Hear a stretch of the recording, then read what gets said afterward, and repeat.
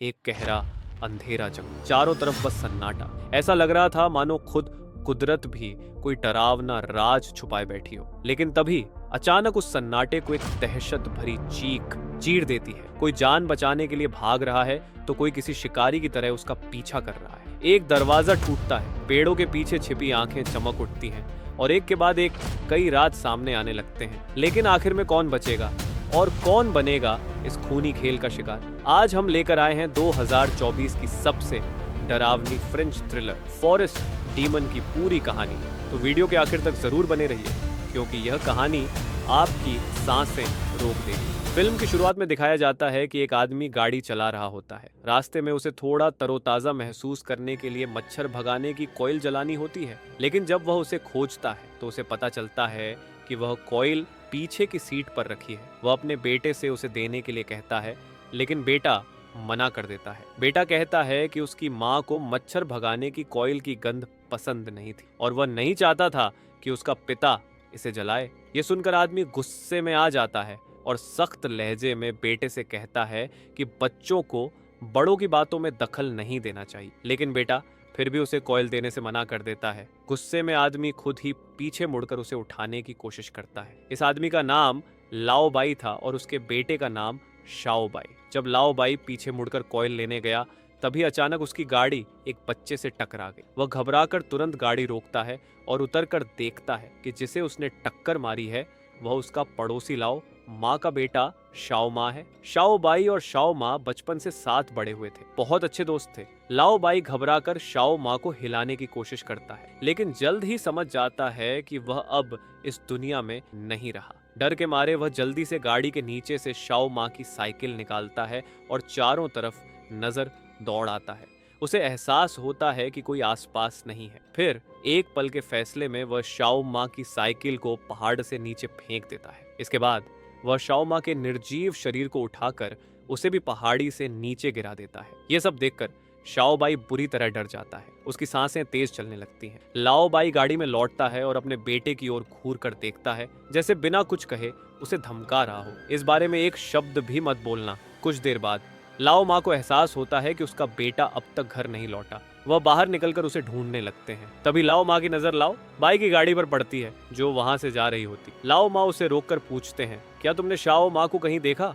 लाओ बाई बिल्कुल सामान्य तरीके से जवाब देता है, नहीं, मैंने तो रास्ते में किसी को नहीं देखा। लेकिन जब लाओ बाई वहां से जाने लगता है तो लाओ माँ की नजर उसकी गाड़ी की पिछली सीट पर जाती है, जहां शाओ बाई चुपचाप रो रहा होता है। लाओ माँ को लगा कि शायद उसके पिता ने उसे डांटा होगा, इसलिए उन्होंने ज्यादा ध्यान नहीं दिया। साल बीत गए, शाओ बाई बड़ा हो गया, लेकिन उसे अक्सर बुरे सपने आते थे। हर बार वह सपने में देखता कि उसका पिता एक कुल्हाड़ी लेकर उसकी ओर बढ़ रहा है और पास में शाओ माँ खड़ा सब कुछ देख रहा है। एक रात एक भयानक सपना देखकर शाओ बाई पसीने से भीग। तभी अचानक उसका फोन बजता है। फोन पुलिस स्टेशन से था। उन्हें बताया गया कि उसके पुराने घर में आग लग गई है और उस आग में उसके माता पिता की मौत हो गई। खबर सुनकर शाओ बाई अपनी गर्लफ्रेंड, जिसके बाल लंबे थे, और अपने दोस्त, जिसके बाल सुनहरे थे, के साथ गांव लौटता है। तीनों लाओ बाई और उसकी पत्नी के अंतिम दर्शन करने कब्रिस्तान जाते हैं। उसके बाद शाओ बाई अपने पुराने घर जाता है, जो अब जलकर एक खंडहर बन चुका था। भले ही वह सालों बाद यहाँ आया था, लेकिन बचपन की यादें उसके दिल में उमड़ने लगी। तभी लाओ माँ एक व्हील चेयर पर वहां आते हैं और शाओ बाई को देखकर दुख जताते हैं। उन्होंने कहा, एक दुर्घटना के बाद मैं चल नहीं सकता, इसलिए तुम्हारे माता पिता की कब्र पर नहीं जा सका। इसके बाद उन्होंने तीनों को अपने घर कॉफी पीने के लिए बुलाया। शाओ बाई पहले मना कर देता है, क्योंकि वह जल्दी शहर लौटना चाहता था। लेकिन लाओ माँ कहते हैं, तुम्हारे पुराने घर से मुझे एक डिब्बा मिला है जो तुम्हें देना चाहता हूँ। ये सुनकर शाओ बाई और उसके दोस्त उनके घर चल पड़ते हैं। लाओ माँ ने कहा, तुम लोग कप निकालो, मैं गोडाउन से वह डिब्बा लेकर आता हूँ। जब शाओ बाई कप निकाल रहा था, तभी उसने देखा कि एक कप पर शाओ माँ का नाम लिखा था। वह कुछ पल के लिए स्तब्ध रह गया। फिर उसने एक कोने की ओर देखा, जहां शाओ माँ खड़ा था। डर के मारे उसने तुरंत आंखें बंद कर ली, लेकिन जब दोबारा खोला तो वहां कोई नहीं था। उधर लंबे बालों वाली लड़की और सुनहरे बालों वाला लड़का आपस में धीरे धीरे बातें कर रहे थे, जैसे वे कोई राज छुपा रहे हों। इतने में लाओ माँ गोडाउन से लौटे और उन्होंने शाओ बाई को एक पुराना डिब्बा दिया। डिब्बे में शाओ माँ और शाओ बाई के बचपन की कुछ तस्वीरें थीं। लाओ माँ बोले, शाओ माँ की मौत तब हुई जब वह साइकिल चलाते हुए पहाड़ से गिर गया था और अगले साल उसकी माँ ने दुख में आत्महत्या कर ली। शाओ बाई ने कुछ नहीं कहा, लेकिन उसके दिल में एक अजीब सा डर समा गया। थोड़ी देर बाद शाओ बाई और उसके दोस्त वापस जाने के लिए निकले, लेकिन उनकी गाड़ी स्टार्ट ही नहीं हो रही थी। शाओ बाई ने कई बार कोशिश की, लेकिन कुछ भी काम नहीं आया। तभी लाओ माँ खिड़की के पास आए और बोले, बार बार स्टार्ट मत करो वरना इंजन खराब हो जाएगा। फिर उन्होंने कहा, चलो मैं घर से अपने एक दोस्त को फोन करके बुलाता हूँ जो गाड़ी ठीक कर सकता है। लेकिन सुनहरे बालों वाले लड़के को लाओ माँ की बातों पर पूरा भरोसा नहीं हुआ। उसने खुद ही गाड़ी की जांच करने का फैसला किया। समस्या का असली कारण पता चला। असल में रेडिएटर का नरम पाइप फट गया था। लाओ माँ ने बताया कि उसके गोदाम में ऐसा ही एक नया पाइप मौजूद है, इसलिए जिनफेंगो लाओ माँ के साथ गोदाम चला गया। लेकिन जिनफेंगो पाइप को देखकर थोड़ा चौंक गया। उसे ऐसा लग रहा था जैसे किसी ने जानबूझकर इसे काट दिया हो। ठीक उसी समय लाओ माँ, जो गोदाम में कुछ ढूंढ रहा था, अचानक पीछे मुड़ा।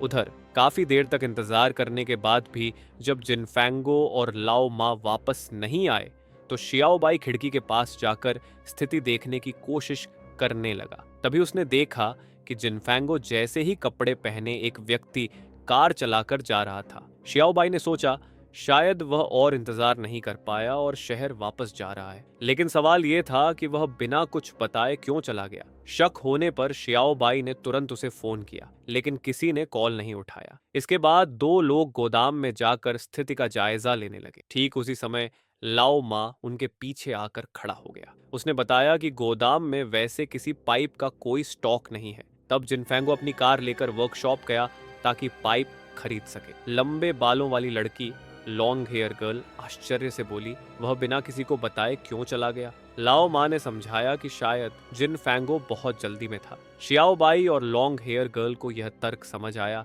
क्योंकि जिनफेंगो वास्तव में जल्दी में रहने वाला इंसान था। इसलिए वे तीनों घर वापस लौटकर उसका इंतजार करने लगे। इंतजार के दौरान शियाओ बाई बार बार जिनफेंगो को फोन कर रहा था, लेकिन कोई कॉल नहीं उठा रहा था। इस बीच लाओ माँ अपनी व्हील चेयर पर बैठकर चुपके से कुछ कर रहा था। कुछ देर बाद शियाओ बाई को जिनफेंगो से एक मैसेज मिला। मैसेज में लिखा था कि पास के किसी भी वर्कशॉप में सही पाइप नहीं मिल रहा, इसलिए उसे और दूर जाना होगा। समय धीरे धीरे बीत रहा था।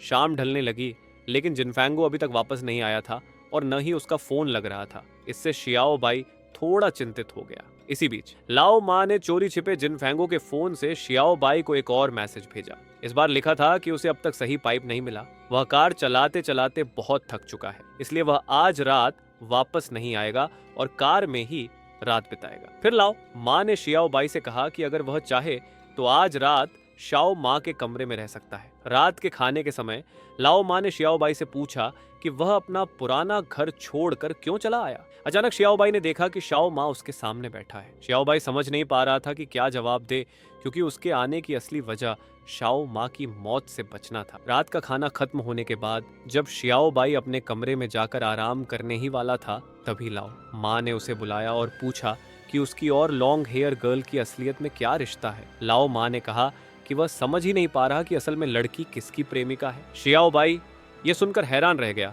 लाओ माँ अब तक कुछ भी नहीं समझ पाया। उसने कोई जवाब नहीं दिया और शाओ माँ के कमरे में चला गया। कमरे में जाते ही उसने अपने पुराने दोस्त के खिलौने देखे और थोड़ा डर गया। तभी शाओ माँ की परछाई फिर से उसके सामने उभर आई। शियाओ बाई बिस्तर पर लेटा हुआ था, लेकिन उसे नींद नहीं आ रही थी। लॉन्ग हेयर गर्ल जब सो गई, तब शियाओ बाई ने अपना फोन उठाकर मैसेज चेक करने लगा और तभी उसने पाया जिनफेंगो और लॉन्ग हेयर गर्ल के बीच कुछ अंतरंग मैसेज का आदान प्रदान हुआ था। उसे समझ में आया कि उसके सबसे भरोसेमंद दो दोस्तों ने उसे धोखा दिया है। अगर लाओ माँ ने उसे सावधान नहीं किया होता तो वह शायद अब तक अंधेरे में ही रहता। गुस्से में तमतमाते हुए शियाओ बाई कमरे से बाहर निकल आया। बाहर आकर उसने एक सिगरेट जलाई और धुएं के कश लगाने लगा ताकि उसका दिमाग शांत हो सके। वापस लौटते समय जब वह बैठक के पास एक कैबिनेट के सामने से गुजर रहा था, तभी उसने अचानक वहां एक मोबाइल देखा। धीरे धीरे उसने कांच का दरवाजा खोलकर मोबाइल उठाया और देखा,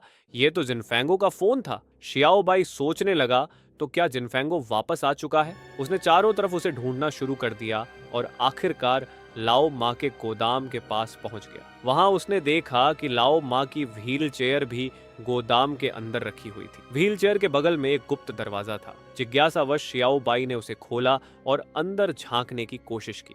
ठीक उसी समय उसने नीचे से कुछ आवाजें सुनी। कुछ ही देर बाद लाओ मा नीचे से गुप्त दरवाजा खोलकर ऊपर आ गया।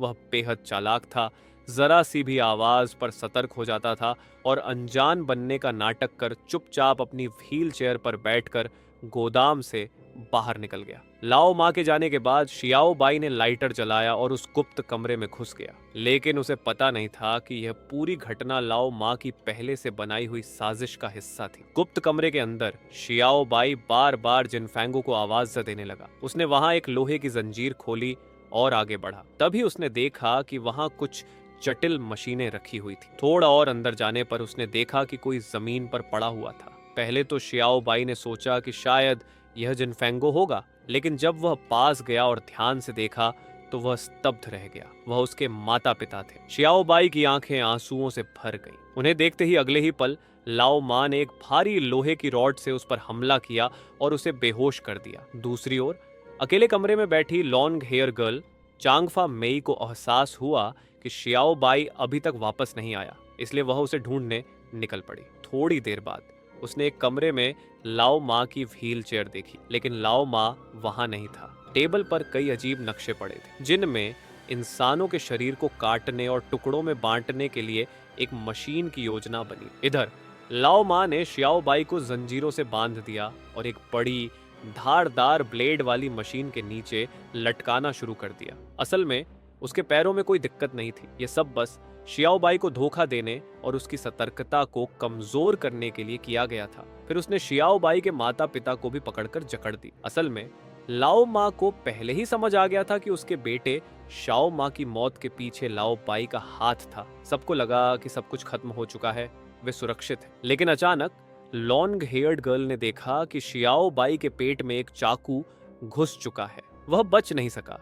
उसकी आंखों के सामने ही शियाओ बाई मर गया। आखिरकार एक एक करके सारे पर्दे उठ गए, लेकिन डर और खून के निशान रह गए। फॉरेस्ट डीमन सिर्फ एक फिल्म नहीं है, ये एक भयानक कहानी है जहां विश्वासघात, बदला और जिंदा रहने की तीव्र लड़ाई एक साथ मिल जाती है। लेकिन आखिर में असली राक्षस कौन है? पुरानी नफरत या वह डर जो हमें अंदर से खा जाता है? क्या आप इस डरावने संसार में जिंदा रह पाते? कमेंट में बताइए। और ऐसी ही खौफनाक और रहस्यमय कहानियां पाने के लिए हमारे चैनल को सब्सक्राइब करना न भूल। मिलते हैं अगली वीडियो में एक नई रोमांचक कहानी के साथ। तब तक सतर्क रहें।